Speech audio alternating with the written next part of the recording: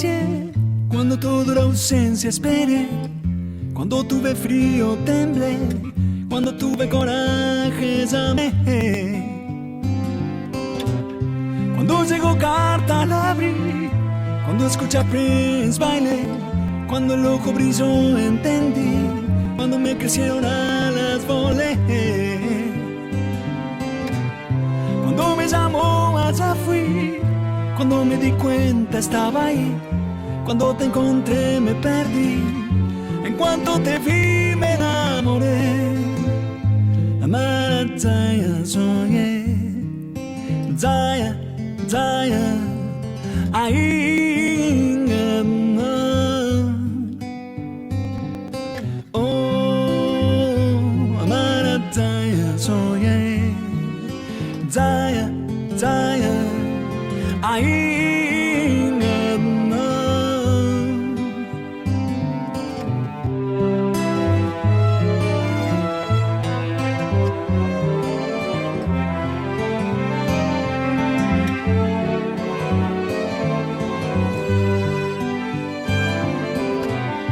Cuando llegó carta la abrí, cuando ya salí que bailé, cuando el ojo brilló entendí, cuando me crecieron alas volé.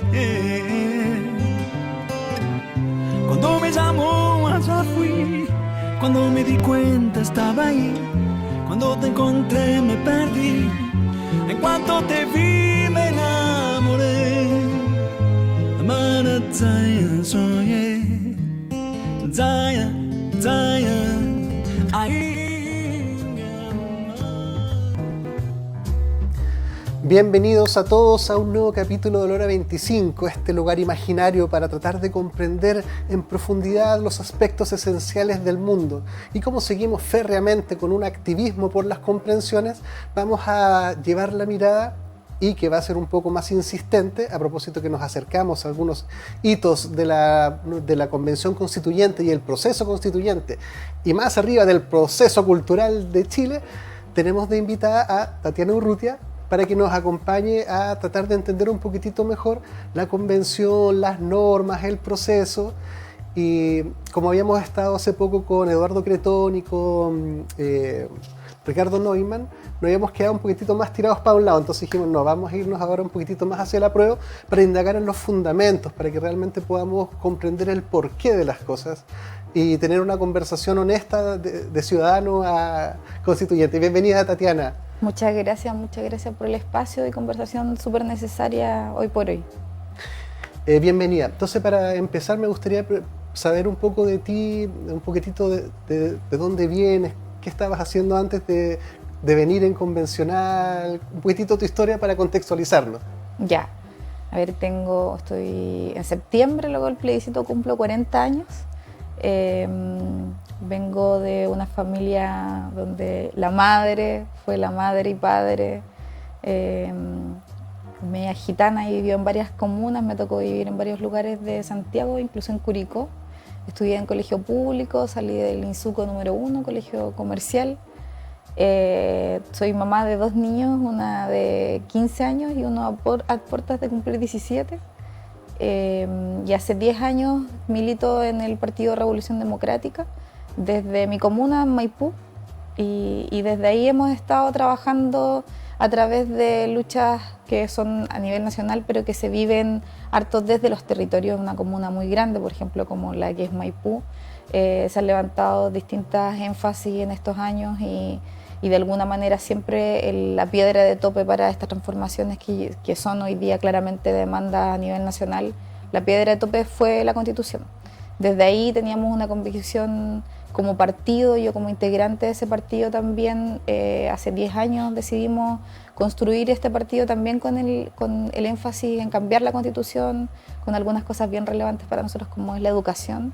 Y bueno, aquí estamos. En los tiempos llegaron a hacernos participar de esto también como un tipo de consagración de esa militancia en el territorio, en el sentido, yo sé que suena como medio raro a veces, la militancia de partidos políticos es como mirada como algo malo. Yo todo lo contrario, soy muy orgullosa porque no hay un partido que me mandate a hacer algo, sino más bien que somos nosotros los que influimos en esa toma de decisiones y creo mucho en la actividad colectiva.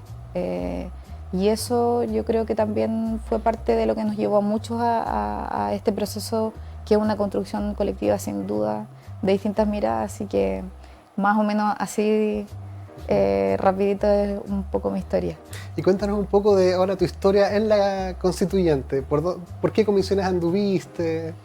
Bueno, muy interesados en la participación. Yo creo que fue como cuando se distribuyeron las primeras comisiones, uno al tiro quiso ir ahí, creo en los procesos participativos, creo que un momento histórico como este también no podía dejar de lado las voces que quizás no se sienten tan representadas por quienes están ahí, porque eso es algo obvio, que hay gente que se siente no tan representada, pero que si tuviera vías de participación y de incidencia también como un experimento, de acuerdo a cosas que queríamos que quedaran en la Constitución, pero también en una forma de hacer ampliar este proceso, que creemos además muy participativo. Así que me metí a la Comisión de Participación Popular y Educación Popular. Fue bien bonito ese proceso, hicimos un reglamento de participación que acompañó durante los primeros procesos.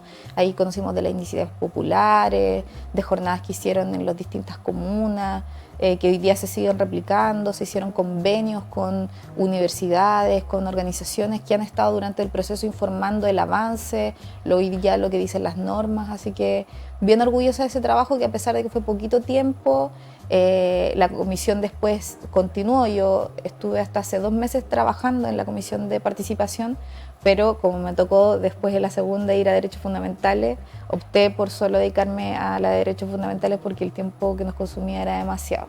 Pero esa comisión de participación duró además todo el tiempo en paralelo hasta el día de hoy, o hasta hace un par de semanas que recién se disolvieron.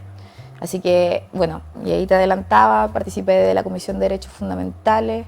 Yo soy parte del Frente Amplio también, así que ahí nos tocó como colectivo llevar las propuestas del colectivo, las negociaciones políticas, también muy orgullosos del catálogo de derechos que logramos sacar adelante. Yo creo que las demandas hoy día, cuando vamos a los barrios y leemos, las preguntas son principalmente en torno a eso y como te decía antes, nuestra mejor respuesta es leer lo que dice. Así que bien orgullosa de eso, y en el último tiempo nos tocó participar de la Comisión de Armonización, que en un tiempo muy acotado tuvimos una tarea bien ardua que fue detectar algunas incongruencias que existieran, ver qué ideas que se repetían y cómo las podíamos hacer más sencillas para el lector. Así que, y ahora estamos ya en la última etapa. El 30 de junio terminamos de votar en el Pleno ya, y van a poder todas y todos conocer el texto definitivo ya, que esperamos también sea que nos rija las próximas décadas. Sí, bueno, es muy importante reiterar el llamado a leerlo. Creo que es el mínimo esperable para una cultura o una ciudadanía o para un proceso tan relevante. Creo que saltarse ese paso sería un tremendo error, tanto para la gente que apruebe como para la gente que rechace. Así que reitero el llamado a los conciudadanos de que no bypassemos ese proceso, que es muy importante, ir a la fuente y hacerse su propia opinión y luego entrar a conversar. Entonces, mira, antes de entrar a los derechos fundamentales que se consagran en la propuesta, me gustaría saber tu opinión sobre los 3 hitos un poquitito más de Twitter que andan dando vuelta. Algo breve para no ocupar tanto, pero sí me parece relevante el tema del cierre de ventana, este tema del general de carabineros de la Dipolcar y este tema del gabinete Irina Caramanos. Brevemente, ¿cómo ves estos 3 momentos del gobierno?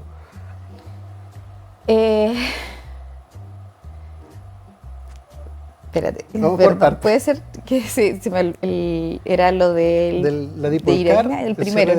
Cierre de ventana. Ya, que creo que eso es un hito muy importante y que responde también a... Yo he podido seguir la polémica estos días y es un poco impactante para uno ver cómo no ponemos por sobre todo la vida de las niñas y niños que viven ahí. O sea, hemos visto desde Santiago con mucho como escozor, como hay niños intoxicados en la escuela. Yo creo que un poco habla también de la inhumanidad de cómo se abordan este tipo de cosas.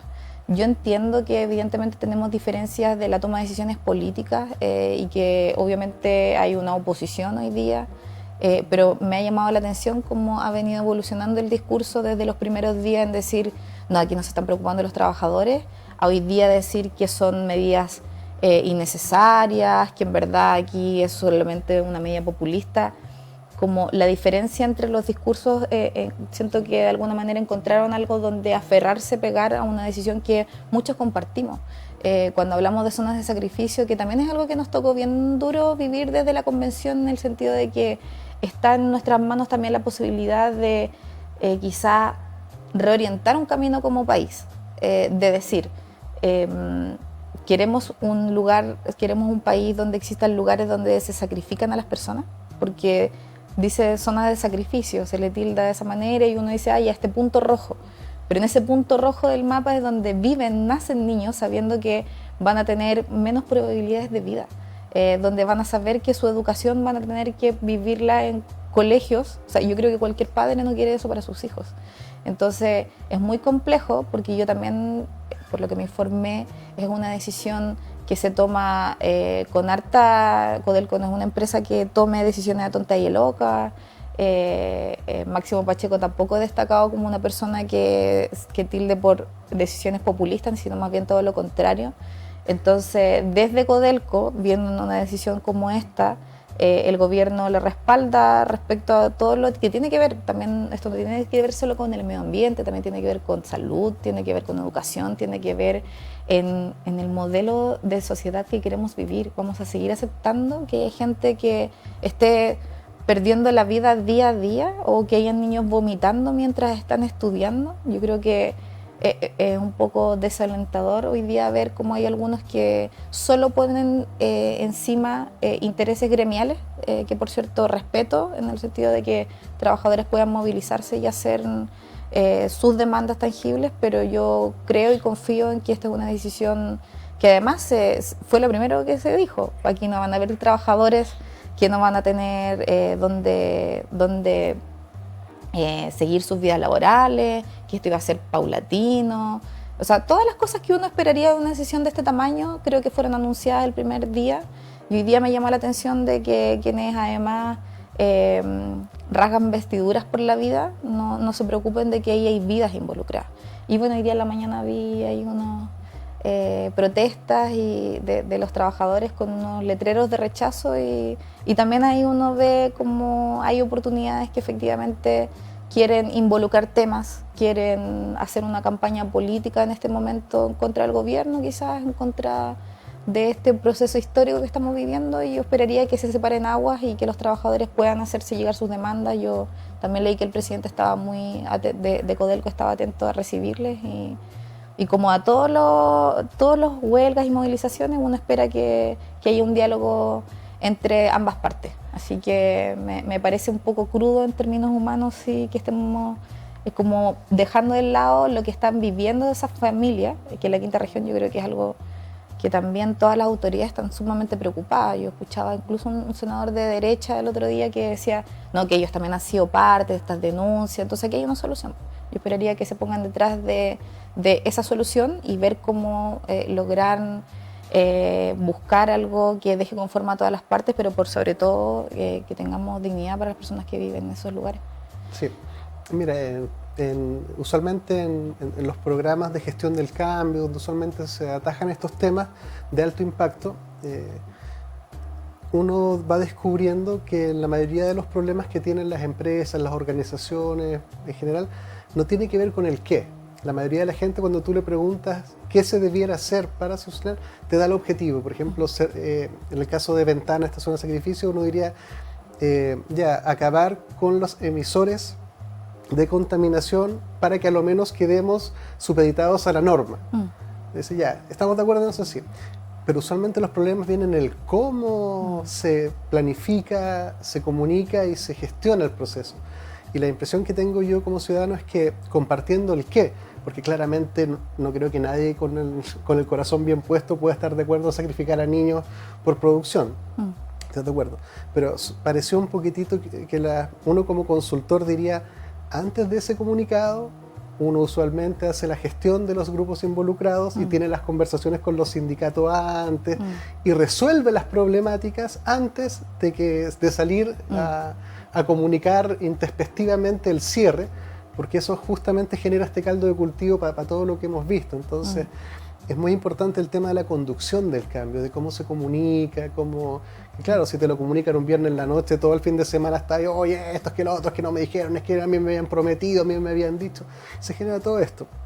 Creo que en el cómo es donde tenemos que apretar bien las tuercas, y a veces pienso yo no ser tan rápido en salir a hacer la declaración, que tiene harto apoyo en Twitter o en redes sociales, sino que hacer el trabajo lento, que es primero reunirse con la gente, explicarles, darles seguridad, darle tranquilidad, pero eso antes de lo otro.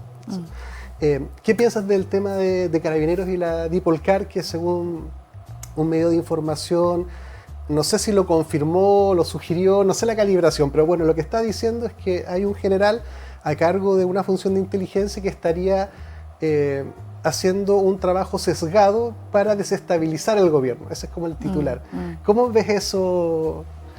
Bueno, yo creo que son materias tan delicadas cuando hablamos de la seguridad del país y en este caso del gobierno. Yo creo que también leí muy rápidamente ayer sobre aquello, me parecería que fue así, sería muy grave. Yo creo que por sobre todo las policías tienen que estar al servicio de los poderes de gobierno y nunca, o sea, ya conocemos el episodio en este país donde no fue así.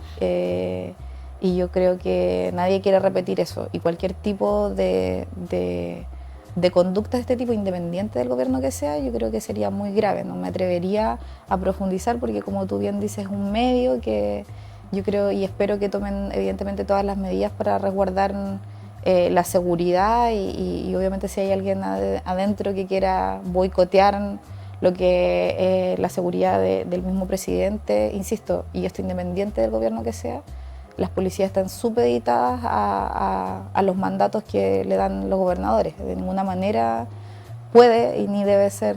Entonces, cualquier tipo de eso o de corrupción que hay adentro, ojalá sea muy bien investigada por quienes corresponda y ojalá tampoco esto se preste para más confusión respecto a este momento importante para la democracia en el país. Y sobre lo de Irina... Sí, solo decir que, para ir cerrando el tema, estoy completamente de acuerdo con lo que dices con respecto a ese hito de Carabineros. Eso yo creo que no hay duda de que las instituciones tienen que subordinarse, no son deliberantes como tanto se ha llenado la boca y tienen que cumplir la cadena de mando y estar al servicio del Estado. Así que yo creo que ahí no debiera haber ninguna confusión. Si esto es cierto, tienen que sacar las cabezas de esas personas. Sí, yo imagino que están en este momento bien atareados buscando ahí qué pasó. Y el caso de Irina, que básicamente, para los que no saben, que sería muy poco esperable que no supieran, pero bueno, apareció en redes sociales una resolución de gobierno en donde este tema de la primera dama parece que ahora quedó nombrado, o transitoriamente, porque parece que después lo bajaron, llamado como Gabinete de Irina Caramanos. Y bueno, ¿qué piensas de esa acción? Bueno, yo creo que a todas luces es un error. Yo anoche lo vi muy tarde, pensé que era como un fake news, yo decía. Y también, bueno, ahora hace poquito vimos que efectivamente eso fue retirado y hoy día va a tener un nombre que tiene que ver con el cargo y las fundaciones que dependen de ella. No se me ocurre de otra forma, no desconozco quién fue el responsable de esa toma de decisiones. Creo que a todas luces es un error. Yo creo que todos entendimos cuando se dieron declaraciones respecto a que ese tipo de cargos, por ejemplo, no nos acomoda mucho a cierta generación que solo por el hecho de tener relaciones personales o consanguíneas con alguien que es elegido popularmente tenga algún rol. Y yo creo que ese desafío está aún. Evidentemente no se podía como dejar de lado el trabajo que ejercen hoy día y uno esperaría que se avanzara en ese camino y evidentemente lo que vimos es un error por donde se le mire. Aquí lo que importa son las funciones que se cumplan desde ahí y de ninguna manera los nombres. Así que yo me alegro de que en tan pocas horas hayan disuelto esta decisión, pero sí, yo creo que hay que reconocer cuando se cometen errores y este lo es. Sí, a mí yo claramente creo que la mayoría de la gente estuvo de acuerdo en que eso no era adecuado.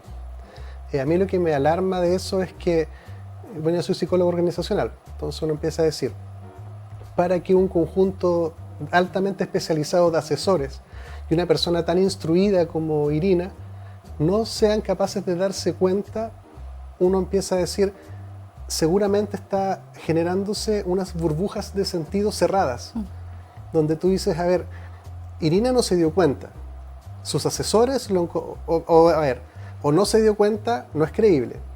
Ella tiene que haber estado de acuerdo e informada. Sus asesores tienen que haber dicho, sí, estamos de acuerdo, nos parece bien que esto quede con este nombre. Y el presidente, que además es su pareja, tampoco creo que no estuviera informado. Por tanto, convenimos que el presidente, Irina y los asesores cercanos al presidente han generado una lógica de nicho, que antagoniza con el sentido común de la mayoría de la gente. Y si eso está operando a ese nivel de evidente, uno podría sospechar en qué otras cosas que no sabemos también andan dando vuelta esas coherencias. Y ahí como un llamado de alerta a ver bien ahí cuando la gente se empieza a juntar muchos con los iguales, a poco andar, todos empiezan a encontrar la razón y generan una convicción. Y eso a veces no es tan bueno, y nosotros decimos en este programa, mejor que convicciones son comprensiones, que las convicciones son estáticas, las comprensiones son móviles. Bueno, y no quiero dilatar más el tema, pero los derechos fundamentales, que creo que eso es como, para la sociedad es como el corazón de todo esto. Sí, yo sí quiero, antes de terminar ese tema, yo desconozco si efectivamente el presidente estaba al tanto. Claro, uno supondría que ella claro, sí. Que si no, si no pero, sabe también es alarmante. Pero también son cosas como distintas lo que está a cargo del presidente respecto a las fundaciones y los roles que juega, en este caso, Irina. Por eso, entonces yo solo no me atrevería, puede ser, yo tampoco estoy segura que no fuese así, pero comparto contigo respecto de cuando uno se empieza a juntar solo con quienes piensan igual, pero también creo que esto puede ser una alerta que también yo creo que somos buenos para aprender. Lo vimos en la primera vuelta, en la segunda vuelta, cuando se abre mucho más este proceso y hoy día se está gobernando con una parrilla mucho más amplia de lo que es solo quienes pensamos igual. Entonces, como pondría ahí el foco que quizás, insisto, comparto que esto es un error, pero no me atrevería como a pensar que esto pueda ser algo que inunde a otro tipo de decisiones. Veremos quién fue el responsable seguramente en un momento y bueno, yo creo que de alguna manera también hemos demostrado que escuchando este tipo de elecciones se aprende y me alegro que haya sido muy rápido. Eso, pero para agregar que yo desconozco, haríamos política ficción suponiendo que lo sabe, quizás sí, pero hoy día no es una certeza que tengamos. Sí, no, completamente de acuerdo, tampoco podemos asegurar que lo sabe o no lo sabe, hay que ir un poco a la duda.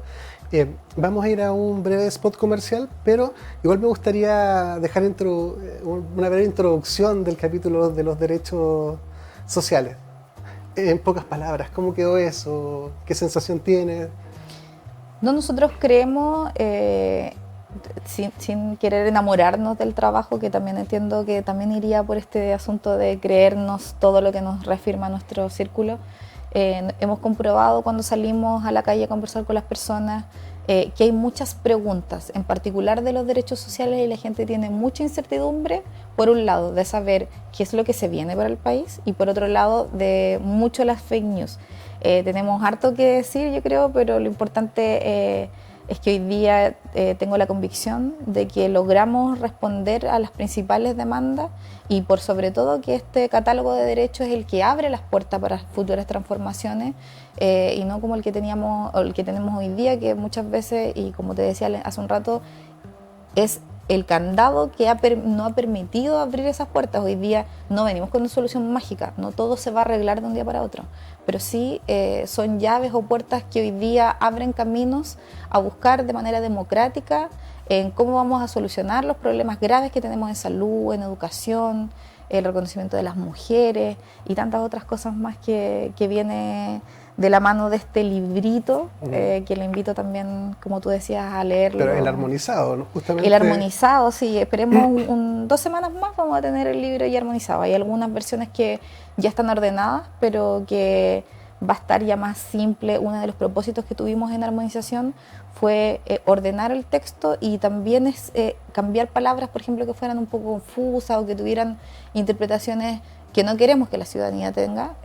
Fue como también de eso se trataba de armonizar, pensando en el lector. ¿Cómo vamos a hacer este libro más digerible, que se pueda leer en los hogares, que uno no lea 3 veces lo mismo porque ya lo dijo? Ese tipo de cosas. Que nos acompañó una filóloga también que nos dio consejos de qué hacer con este texto, que lo leyéramos, que a veces cuando se repiten mucho las ideas no tiene un peso mayor en el resultado, sino que más bien quizás quita la vista de lo importante. Bueno, entonces me quedo con lo que dice Tatiana de aprender también de los errores. Equivocarse es inevitable. Aprender y rectificar, eso sí, los seres humanos podemos hacer algo directamente con eso.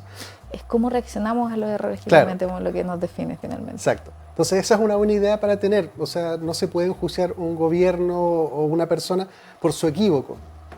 Equivocarse a veces, a menos que haya mala intención de la base. Si es un honesto equívoco, que hay otros equívocos que son convenientes y camuflados, pero un honesto equívoco da pie a una honesta reflexión, a una honesta conversación y a una honesta búsqueda de mejorar.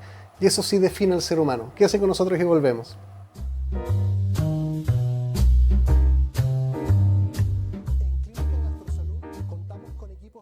De excelencia y tecnología de punta para garantizar salud y bienestar a un excelente costo.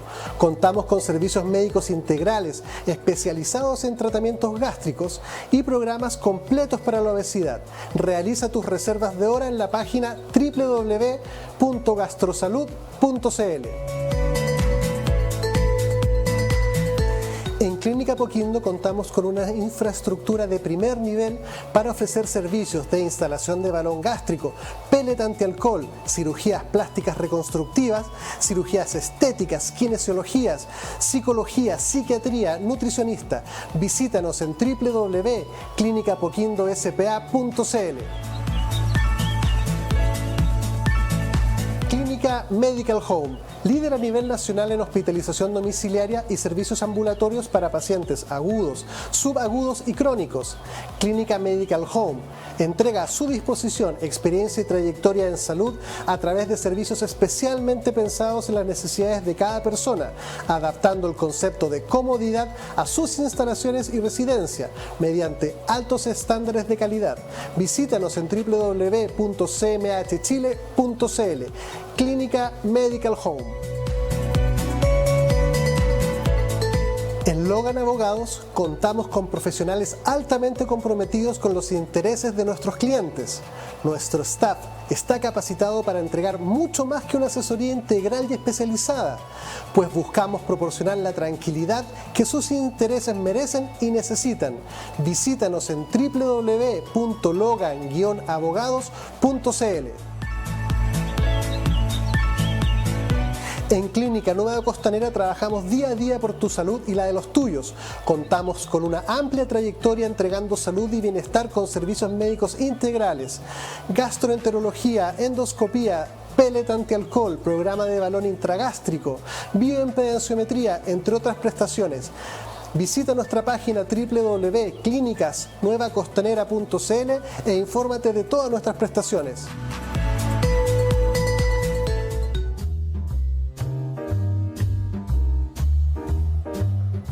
Bienvenidos de vuelta.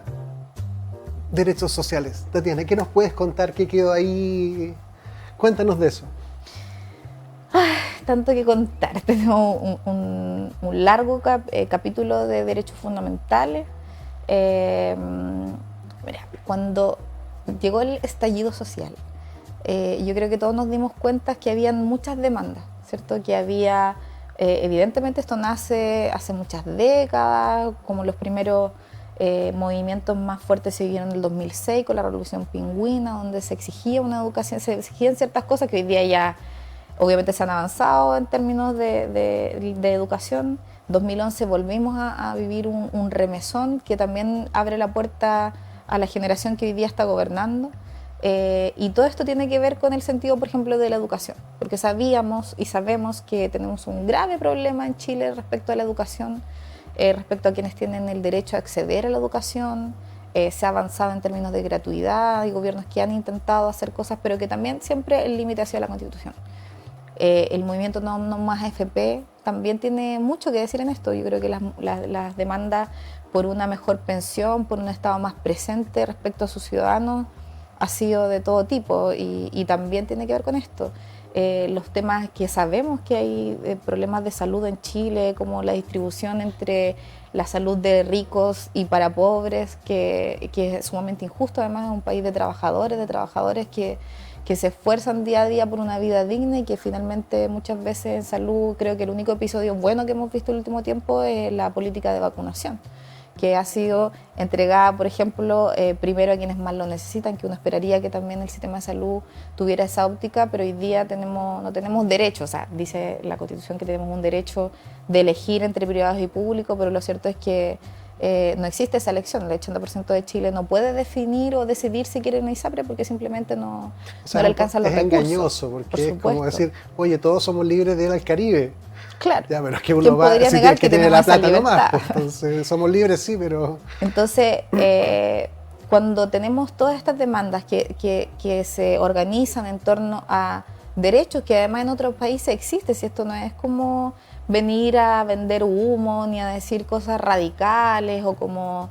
No, son cosas que suceden en otros países que uno mira también con buenos ojos respecto a sistemas de salud, sistemas de educación. Yo creo que añora uno también poder trabajar su vida y poder tener, yo no creo para nada que la gente quiera como irse a sus casas, descansarse.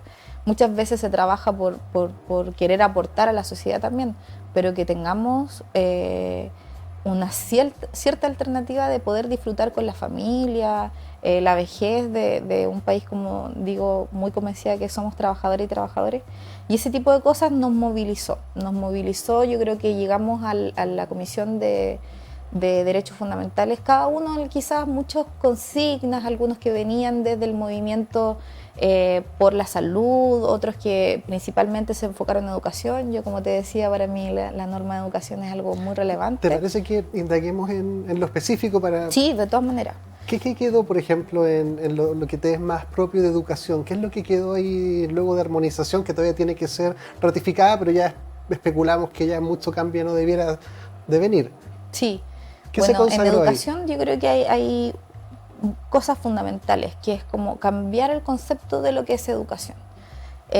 Poco se habla de esto, pero yo creo que todos tenemos la experiencia de mucho estrés de niños, que muchas veces la educación ha sido entendida como la adquisición de conocimientos solamente, que es cierto que claramente se necesita, pero cuando en la evaluación de lo que tú dices, cuando educas a un país y solo importa cuánto más de matemáticas sabe, cuánto más de historia sabe, que una historia bien acotada, la que nos han contado, por cierto, hasta hoy día, cuando solo se mide a través de eso, no tenemos buenos resultados. Hoy día cambiamos el paradigma de lo que es la educación definiendo ciertos principios y definiéndolo también como no solamente la adquisición de conocimientos, que sí, evidentemente es una parte, también decimos cómo la educación se pone al servicio del desarrollo de las personas, en términos también entregando herramientas emocionales, herramientas físicas también para desarrollar otro tipo de talentos que existen. ¿Y eso queda reflejado en alguna norma? De todas maneras, la educación hoy es entendida en esta nueva Constitución como la adquisición de conocimiento, como el desarrollo de capacidades físicas, cognitivas, emocionales. ¿Digamos las espirituales o quedamos hasta No, las espirituales emocionales? no lo dice como tal, pero hay un reconocimiento a la espiritualidad en otras partes de la Constitución. También hablamos de cómo educar tiene ciertos principios de personas que sepan convivir en democracia, que es algo bien ausente. En los últimos años yo creo que hemos tenido una clase de educación cívica masiva y un poco forzada, porque toda esta convulsión ha llegado que la gente se entere mucho más de lo que hace la política por su vida. Y ya no hay tanto, evidentemente hay mucha gente que dice, bueno, a mí no me interesa la política, pero yo creo que hay una conciencia de que la política es la que toma las definiciones de cuánto pagamos en el pasaje, lo vimos claramente, cuánto ganan esos sueldos, cuáles son las condiciones laborales del trabajo, cuál va a ser la mirada de la protección de la salud, de la educación. Esas decisiones hoy las toma la política y no hay otro espacio, porque la otra forma es la guerra. Entonces, hoy día yo creo que hay una conciencia, pero queremos también en esta Constitución dejar que ese es uno de los principios de la educación, criar personas, educar personas para que se entiendan en una sociedad democrática, en paz, porque ya conocemos cuáles son los otros caminos. También de una conciencia con la naturaleza, de entender también que somos parte de ella. Eso es algo que movilizó muchísimo la convención, de pensar también que la naturaleza es mucho más allá de preocuparse de los bosques, sino que más bien como estamos inmersos en ella, somos parte de ella, y como ante una crisis climática mundial, como el país también le hace frente a aquello. Y eso sin duda en la educación va a ser muy importante, y que también tiene un mandato a que no sea sexista. Y aquí quiero detenerme un segundo porque es algo que me ha llamado mucho la atención, que dicen sí, que pero es me política. gustaría que fuera como en específico, porque claro, tú nos estás dando un poco el trasfondo de sentido. Los principios, te estoy hablando del primer... De acuerdo, yo estoy de acuerdo en todo lo que tú señalas ahí. Pero siempre es decir, eso es lo que quizás los inspiró, pero finalmente lo que va a mandar es lo que quedó escrito. Perfecto. Entonces, todo eso que te digo está escrito, como los principios. Eso es lo primero, es como el trasfondo de cómo entender la educación. Después creamos un sistema nacional de educación donde conviven todas las instituciones que entregan educación, desde la parvularia hasta la universitaria, públicos, privados. Te quería poner en el contexto, hay como dos grandes cuestionamientos respecto al tema de educación. Sí. Uno que sí tiene que ver que si va a haber privada y pública, por un lado, y lo otro es que si va a haber libertad de enseñanza, o va a ser un gobierno central el que va a decir vas a poder ser privado, si es que existe o no. Yo te pregunto, ¿el privado va a poder cambiar o alterar, o va a haber un sedazo para todos? No, por eso el sistema, es importante aquí que hablemos del sistema nacional, y aquí incluye públicos y privados. O sea, van a poder es solamente coexistir... un paraguas para que tengamos dialogando a todas las entidades que refieren a educación. Y aquí es muy importante tu pregunta, porque obvio los privados van a seguir existiendo, los subvencionados existen hace 100 años, eso no lo va a cambiar. Las constituciones no están hechas para acabar con ese tipo de cosas. La constitución que hicimos tiene que ver con cómo reforzamos el sistema público, por ejemplo, porque sabemos que uno busca los colegios subvencionados o privados porque no encuentra alternativas públicas, porque a lo mejor no encuentra un colegio cerca de su casa, porque a lo mejor no cumple con las expectativas en cuanto a rendimiento, porque a lo mejor no tiene las posibilidades de desarrollar ciertas áreas que uno como padre esperaría, o que los mismos niños desean desarrollar. Eso no. Lo que queremos hacer es fortalecer la educación pública para que el día de mañana esas familias que lo que han buscado es tener una mejor educación para sus hijos, no se vean obligados a encalillarse y a ir a un colegio privado, sino que tengan alternativas en lo público. Entonces, de ninguna manera esto amenaza la educación subvencionada. Sí esperamos que a través de los años y con los mandatos que se le da al Estado para mejorar la educación pública, el día de mañana las personas puedan decidir ir a un lugar público donde además sus hijos van a convivir con distintas realidades, y no segregar de alguna manera que sabemos también es el daño que se le ha hecho a la educación. Pero por eso es importante este sistema nacional, porque y lo digo aquí para quienes estén escuchando también, todo el rato hablamos de que lo van a integrar los colegios estatales y los reconocidos por el Estado. Y esos reconocidos por el Estado no son evidentemente los que hace el Estado, sino que son todos aquellos que cumplen con las normativas para ser un colegio. Y al Estado reconocerlo, eso es la libertad de crear los colegios subvencionados privados. Claro, la pregunta ahí era avanzar a la segunda pregunta, es que tiene que ver con que si finalmente o uno de los temores que se gatilla todo esto es que si finalmente el privado va a poder ser libre en su proceso educativo, en su aspecto valórico, qué sé yo, de creencia, o especular. Y ahí te pregunto que si finalmente el Estado va a decir, bueno, sí, yo voy a reconocer, pero voy a reconocer a los que estén con mi ideología, o con mi creencia, o con mi mirada, o va a dar libertad también para otro tipo de enseñanzas, por ejemplo. Sí, no. Bueno, por eso era importante lo que hablábamos al inicio sobre estos principios, porque no son un programa de gobierno, sino que más bien son cosas que consensuamos como, con más de 2/3, de que creemos son los lineamientos para un país, para una sociedad, que tengamos principios, todas las constituciones tienen principios, y creíamos importante decir, bueno, para los principios de la educación queremos este tipo de cosas. Pero no porque no tiene que ver con una ideología, sino que creemos que son los mínimos civilizatorios para que pueda existir la educación. De ahí la libertad, o sea, hay una norma que es de libertad de enseñanza, de libertad de religión, enseñanza.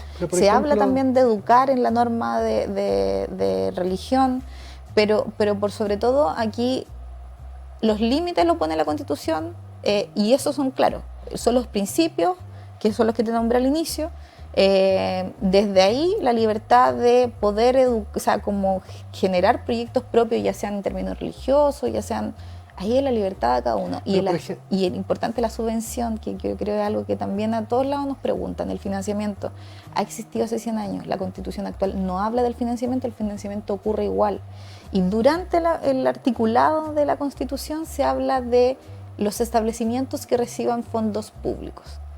Eso es porque sabemos que hay una realidad hoy día, más del 50% de los niños asisten a colegios subvencionados y eso va a seguir existiendo. Por eso te decía, nuestro enfoque es priorizar la educación estatal en el sentido de que el Estado pueda dar las condiciones, y ahí hay cambios bien interesantes respecto al financiamiento, por ejemplo, pero que no excluyan que lo demás siga pasando. Y esto es muy importante repetirlo porque yo sé que se ha utilizado esto como una campaña del terror. Yo misma tengo uno de mis hijos en un colegio subvencionado y entiendo la importancia del rol que han jugado hasta el día de hoy y que van a seguir jugando en esta transición en donde esperamos tengamos estas alternativas públicas dignas. Pero, por ejemplo, algunos casos bordes, por ejemplo, con toda esta agenda más progresista, por ejemplo, de minorías sexuales, qué sé yo, algunas personas dicen, ya, pero por ejemplo, después si hay un colegio católico, ¿el Estado puede obligar a que el colegio católico diga que un matrimonio puede ser entre hombre, hombre, mujer, mujer? Ese tipo de casos bordes que dicen, bueno, es que si vamos a una educación universal y que todo está supeditado a que el Estado lo reconozca y la Constitución reconoce, bueno, la verdad que no sé si lo reconoce, pero por ejemplo, matrimonios en el mismo sexo, por ejemplo. Uno pudiera esperar que, por ejemplo, alguien dijera, no, porque este colegio católico es inconstitucional que enseñe que el matrimonio es solo entre hombre y mujer, por ejemplo. O sea, hoy día ya es permitido el matrimonio igualitario y si alguna... A mí me preocupa mucho más que ese tipo de deducciones llegue justamente de sectores que quieran imponer una ideología. Imponer que el matrimonio igualitario es algo como... digno de demonizar, tiene que ver con una ideología también. Y de hoy día no se ha prohibido ese tipo de enseñanza en esos colegios porque, y a pesar de eso hay una ley, no creo que nadie vaya a utilizar, además en la Constitución se reconoce todo tipo de familia. Lo que se habla es de no discriminar. Lo que esperamos es que los colegios no discriminen a si este niño, por ejemplo, es hijo de una familia homosexual. Ese es lo que apuntamos, que finalmente las personas no sean discriminadas de donde vienen. No hay ningún currículum establecido por la Constitución, sino que más bien solo este alineamiento y estos principios. Entonces, buscar algo así, bueno, tendríamos que, hoy día perfectamente podríamos a lo mejor buscar ciertas enseñanzas en ciertos colegios que van en contra de la Constitución, pero eso sería una vuelta muy rebuscada y no es algo que se buscó tampoco. Porque hay como una reflexión un poco más profunda que tiene que ver con la libertad, incluso para disentir. Porque una cosa es que yo diga... estos son los lineamientos que el país ha aceptado y ahora están todos subyugados a este paraguas de sentido. Y es decir, oiga, pero sabe que yo no adhiero con eso, independiente de ser chileno, yo no adhiero con eso. Puedo tener mi propio colegio con mis propias creencias, independiente que contravengan estas que están aquí consagradas. Porque si no, es decir, claro, están todas las libertades mientras se encuadren en esta caja de libertades. Son como, o sea, que yo sé que son casos bordes, que no hay ninguna restricción que se haya puesto en ese término. Existe la libertad de enseñanza, priorizando también la autonomía progresiva de los niños, como considerando eso, porque también es hora de empezar a reconocer que ya los niños a cierta edad tienen algo que decir. Te comentaba justo antes de entrar a este programa que estuvimos en la semana pasada en el lanzamiento de un libro donde los niños hablaron de su experiencia y de cómo esperaban también ellos que la Constitución respondiera.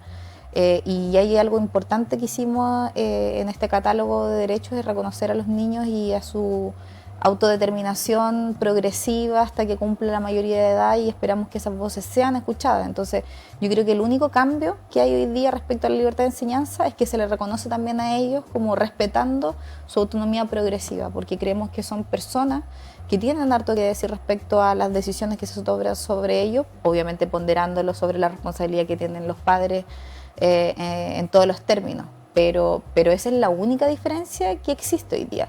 Lo que se hace es más o menos construir con estos principios de decir, bueno, esperamos que para crear en democracia, bueno, habrá que el ministerio tendrá que hacer un currículum, igual hay ciertos mínimos que hoy día se exigen para todos, ¿no? Por eso te digo, no hay un cambio radical en el sentido del mandato, pero sí de los lineamientos que vamos a tener que seguir como sociedad. Y yo no sé quiénes podrían estar en desacuerdo, por ejemplo, en que la educación tenga un aspecto importante, por ejemplo, respecto al cuidado con la naturaleza, respecto a la no discriminación, respecto a la convivencia democrática, respecto a la perspectiva de género, que es una realidad. Es decir, que yo creo que más allá de, por eso que a veces estando de acuerdo en el qué, usualmente los problemas se gatillan en el cómo lo vamos a hacer. No se entiende, pero eso. Hoy día no hay un límite respecto uno, por ejemplo, a cosas, pero sí hay decir, lineamientos de cómo esperamos que se construyan esos currículos. Claro, porque por ejemplo algunos padres, por ejemplo, de origen católico, por ejemplo, dirán estos orden de Dios, hombre-mujer, no existe nada de teoría de género, esto es un mandato divino, esto no es cuestionable, la ley de Dios no se cuestiona, qué sé yo, y de repente va a un colegio público y va a clases y le dicen, bueno, los matrimonios son entre... Bueno, todas las combinatorias que se pueden dar hoy en día, porque hombre, hombre, mujer, hombre, hombre que era mujer, mujer que era hombre, trans, y una serie de cosas, o sea, todas las combinaciones posibles. Entonces decías, ya, pero es que yo no quiero que mi hijo vaya a un colegio en donde el Estado va en contra de mi creencia religiosa, por ejemplo. Y ahí chocarían algunas cosas, decir, bueno, pero es que usted tiene que respetar. Sí, pero es que yo no quiero que mi hijo le vayan a decir al colegio que los matrimonios son todos estos, pues si yo creo en el de Dios. Y aparece, yo sé que son casos bordes, pero son lo que los papás empiezan a traerlo más a su cotidianidad. Sí, que claro, ahí yo por eso insisto que no hay limitaciones respecto a los proyectos. Yo muy por lo contrario, como estarían queriendo quizás esos padres a lo mejor enseñarlos algo que va en contra de lo que nos legisla, o sea, no es la Constitución la que manda esto, hoy día hay una ley, incluso en la misma iglesia, hay parte de la iglesia que se ha cuestionado. Yo creo que como hemos querido diferenciar lo que por un lado es la iglesia, por otro lado el mandato del Estado, respetando, como te decía, hay muchas normas que refieren como a la espiritualidad, a la religión, la libertad para ello, pero de ninguna manera el lineamiento del Estado puede regirse respecto ni a la religión católica ni a ninguna otra. Entonces aquí no hay un choque de mundos. Desconozco si hay colegios hoy día que de esa manera expliquen que el matrimonio tiene que ser así o asá. Existe también la libertad de enseñanza, existe la libertad de cátedra para los profesores que puedan también tener como en las universidades, poder también tener sus propios espacios pero me cuesta un poco entender cómo se llega a la vuelta de poder enseñar cosas que son una realidad hoy día. Y sí creemos que efectivamente mientras los niños más conozcan de esa realidad, obviamente tienen la libertad de poder sus hijos inculcarle a cada uno. A mí yo quiero enseñarle ciertas cosas a mis hijos, les educaré en la casa, les enseñaré, los criaré de cierta manera, pero los colegios son para entregar educación y la crianza tiene que ver mucho más con la responsabilidad de los padres o con otro tipo de cosas. No veo que eso sea algo distinto a la de hoy. Sí, yo creo que ahí se gatillan algunos como temores legítimos de esta agenda un poco más progresista, porque cuando uno escucha esto en lo más superficial, uno dice, aquí básicamente el argumento es que hoy en día la sociedad tiene ese componente de minorías y todas las diversidades, por tanto es necesario que esto quede representado en leyes, que además también terminan en el Mineduc coherentemente y todo eso. Entonces uno empieza a decir, bueno, pero ese mismo argumento, tal cual así, y por eso es importante también indagar más en profundo, diría, bueno, es que también es un consenso que el matrimonio sea de a dos, pues podría ser de 3 o de 4. Tú puedes decir, también es un consenso de que, por ejemplo, una niña en nuestra cultura de 12 años no se pueda casar con uno de 60, como en otras culturas sí se puede, como en la India. Entonces dices, bueno, es que si el fundamento es que hoy en día pasan cosas en lo societal, y pasan cosas bastante perversas también en lo societal, por ejemplo, tú decís, bueno, entonces, ¿por qué la mujer no podría casarse una vez que empieza a menstruar, por ejemplo? Si eso es biológico. Entonces tú dices, sí, es que lo que pasa es que pareciera ser que este camino, pareciera que no va a tener nunca un fin, porque finalmente si todo lo que la sociedad hace, que hace muchas cosas, tiene que ser reconocido por su propia existencia, tú dices, ya, pero es que eso da pie a que da a cualquier cosa. Yo sé que esto es la pasada para allá, pero unos dicen, bueno, pero que de esta agenda a que empiezan a votar a los 16, ¿por qué no se pueden casar entonces a los 14? Y tú decís, pero es que si hoy en día los chicos inician sus relaciones sexuales antes también, y muchos pololean y se casan, entonces pareciera que no aparece ningún argumento para detener nada. Entonces pareciera como esta cosa que ya se abre esta puerta y no va a terminar nunca, y van a terminar, no sé, en 100 años más, una persona de 70 casada con otra de 30, pero como se va a poder casar de 3 con una de 15. Sí. Yo sé que son casos bordes, pero es que toda la sociedad pasa así, o sea, un pasito, un pasito, un pasito. Las constituciones son justamente eso, son pactos de acuerdo de convivencia, y nosotros creemos que esta constitución responde mayoritariamente a lo que la ciudadanía demanda en términos de sociedad, de la sociedad que queremos también nos rija en las próximas décadas. Entonces, pero en base a todo esto que tú me dices, por eso, es supuesto, claro, o sea, todo lo que estamos haciendo tiene que ver como claro, por eso hay un plebiscito de claro, voto obligatorio. Claro, que el plebiscito hay tantas cosas metidas de distinta naturaleza que lamentablemente es como lo aceptas todo o nada. Por eso, pero todo esto es una apuesta, evidentemente la política se trata de eso, como cada vez que vemos un proyecto de ley, por ejemplo, que a veces nos suena muy bonito y no llega a puerto, u otros proyectos que uno dice, bueno, eso jamás se va a aprobar y se aprueba, tiene que ver con que descansamos también en la democracia, decimos, bueno, aquí hay ciertas definiciones, nosotros traemos esta propuesta para Chile, versus la que tenemos hoy día. Estos son lo que se ofrece.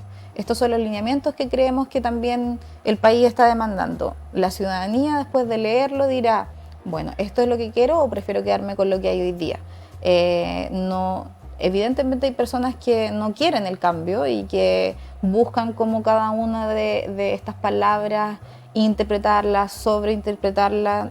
Como yo te comentaba también antes, hay una gran parte importante en que uno descansa en que estas discusiones se van a dar también en el Congreso, se va a dar a través de los años con la implementación de las leyes, y ahí va a haber una discusión que yo creo que es bastante importante respecto cuando, por ejemplo, hablemos de este sistema nacional, cuáles van a ser, cómo se van a implementar. De hecho, cuando termina de escribir los principios dice, la ley será la que determinará cómo se ponen en práctica estos principios.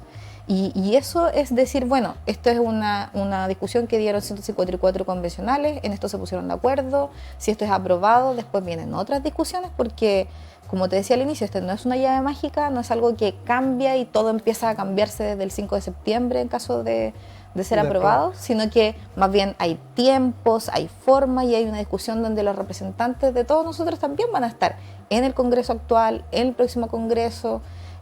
Por eso es importante, por ejemplo, que los de 16 años vayan a votar para que se sientan parte de estas decisiones también, que sean quienes tomen las decisiones, porque esta Constitución le quita mucho más poder hoy día a lo que es el gobierno y el Congreso, y le entrega mucho más poder a la ciudadanía, que también consideramos que era una demanda. La gente quiere tomar decisiones respecto a, por ejemplo, al medio ambiente donde vive, quiere tomar decisiones respecto a cómo se va a implementar el sistema de salud, por ejemplo, que es una reforma que sí, pronto se viene. Quería aprovechar de preguntarte, para que otro de los argumentos que usualmente se esgrime con respecto a toda esta robusta batería de derechos, y usualmente la vereda del frente viene súper el tema de decir, ya sí, pero eso es poco creíble que sea financiable, por ejemplo. ¿Ustedes cómo ven la relación entre financiamiento y lograr disponibilizar a toda la sociedad todos esos derechos? Sí, bueno, todo esto es paulatino. Nos gusta repetir que estas son puertas que se abren porque lo que hace es decir a los futuros gobernadores, legisladores, decir, bueno, aquí hay camino por recorrer hoy día. Lo que nos ha pasado hasta hoy día es que cualquier tipo de reforma no tenía esta puerta cerrada de la Constitución porque no se podía ir más allá. Hoy día lo que se dicta es como ya, este camino lo pavimentamos, hay decisiones que tomar entre medio. Aquí no es nada de esto, como te decía, está escrito en piedra, sino que es un margen que te da para ir tomando esas definiciones. Todo, bueno, también existen las normas transitorias, donde hay ciertas cosas prioritarias que se determinan, pueden hacerse proyectos de ley en 24, 18 meses, etc. Hoy día lo que se le mandata al Estado es poner énfasis en ciertas cosas. Y no lo que el mandato que tiene el Estado hoy día es echarse para atrás y decir ya, que el mercado haga lo suyo, que quienes puedan tener buena salud, buena educación la tengan, y cuando no puede el mercado, nosotros, bueno, entonces ahí le damos algo poquito, lo que nos alcanza. Lo que hoy día va a tener el mandato con esta Constitución es decir, no, el Estado tiene el deber de preocuparse de la salud pública, donde se atiende el 80% de la población. Tiene el deber de preocuparse de que los colegios ya no reciban, por ejemplo, el pesito respecto a si el alumno va o no. Que esta es una de las cosas bien importantes cuando hablamos con la gente de los barrios, porque todos sabemos que si no mandamos a nuestros hijos al colegio, el colegio deja de recibir plata, los profes tienen que estar poniendo presente, porque si no tienen plata, por ejemplo, para tapar el vidrio que está roto para que tengan clase en una sala calentita. Hoy día el Estado va a tener la obligación de entregar ese financiamiento basal, que significa financiar la institución, independiente si los niños van o no ese día, porque al final es un círculo vicioso. Los niños van para no perder como esos aportes, se resfrían, no van, una tragedia lo que viven los colegios. Entonces, efectivamente, hoy día el presupuesto es algo que va a tener que tomar el análisis cada vez que se hagan estos proyectos de ley. Por eso fue bien densa como la conversación en normas transitorias, porque esto no se trata solo de la voluntad del presidente de decir como ya en un año mando un proyecto de ley y ahí lo discutirá en el Congreso, no.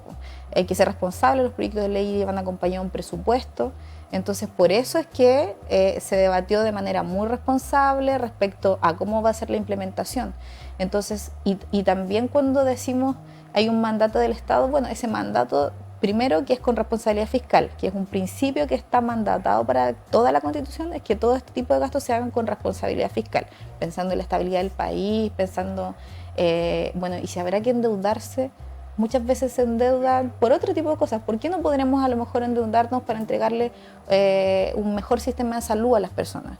De entregar mejor salud para que personas tengan mejor vida y puedan trabajar y es producir una buena de manera inversión, mejor. además. Entonces, se abren esas posibilidades. Nos quedan poquitos tiempos, Sí, pero, por ejemplo, actualmente hoy día en la red salud, gente del sistema público también se atiende en el sistema privado a través de bonos FONASA. ¿Eso se va a mantener con este proyecto o se separan las aguas derechamente, los públicos con los públicos, y el que quiere ir al privado va al privado, pero ya los públicos ya no van a ir a atenderse al privado? No, ¿Cómo queda de eso? hecho, muy bien lo que preguntas, porque nos pasa que también mediante estas interpretaciones o abiertamente mentiras respecto a lo que dice la Constitución, nos preguntan mucho cómo se va a acabar el privado, el público. También va a haber un sistema nacional de salud donde ahí van a estar los públicos y también pueden pertenecer los privados. Nosotros dijimos, tenemos nosotros los tiempos, los números, la capacidad de debatir. 30 segundos. De debatir esto, no, le dijimos el Congreso va a ser el que va a determinar cómo este privado va a participar en este sistema. Pero lo que se habla cuando se habla de un fondo es el fondo, como tú bien decías, que es FONASA. A veces uno pierde, dice FONASA, hospital, ISAPRE, clínica, no son así. Hoy día tú puedes estar en un sistema público de financiamiento y atenderte en el privado. Eso, en cómo va a ser eso, es la reforma de la ley que va a tener que determinarlo, pero sí, no se acaban los privados, Ya. ni se acaba la posibilidad. Se me acabó el tiempo. Sí, Muchísimas gracias. Gracias por las explicaciones y las especificaciones. Fundamental el tema de la responsabilidad fiscal. Me quedo también con equivocarse, pero aprender en el camino para poder ir mejorando propiamente tal. Y también lo que dices de que finalmente esto no va a implementar la solución, pero va a fijar un camino y un deseo que nos tomará lo que nos tome, pero por lo menos vamos para allá. Muchísimas gracias por aceptar la invitación, Tatiana. Gracias a ti por la a leerse el armonizado, por favor, todos los ciudadanos. Y los dejo invitados al próximo capítulo. Síganos en YouTube, La Hora 25 Chile. Buenas noches a todos.